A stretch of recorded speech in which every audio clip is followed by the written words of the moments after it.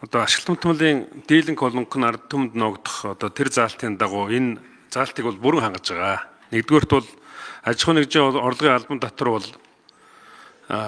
25% байгаа. 6 тэрбумаас дээш учраас мөн түүнчлэн давуу эрхийн 10% хувьцаа авч байгаа. Яг өнөөдрийн байдлаар ураанаас амнаа тооцох юм бол 6% амнаа тооцогдно. Ингээд тооцоход л энэ 3 дээр тооцоход 51% давж байгаа гэдэг хэлье.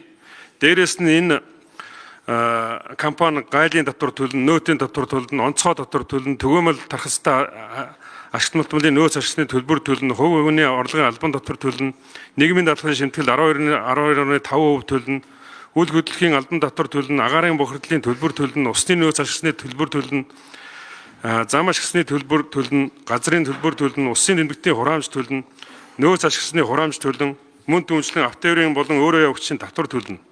Ингээд энэ одоо дийлэнх нь Монголд байх тэр бүх зүйлийг одоо бид нар энэ татвар хураамжаараа бүгдийг авнаа гэдэг хэлье. Атом цэцлэх станц барих тэр одоо асуудлыг шийдэх ёстой.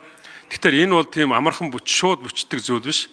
Өнөөдөр бид нар эхлэх юм бол энэ одоо бүх үйл явц бол нэг ойролцоогоор 2035-аас 40 оны хооронд л одоо энэ атом цэцлэх станцтай болох одоо асуудал шийдэгдэнэ. Тийм учраас бид нар бол энэ шар нутгийг одоо экспортсны үндсэн дээр бидний дэлхийд даяарх нэр хүнд бол одоо илүү өндөр түвшинд очино.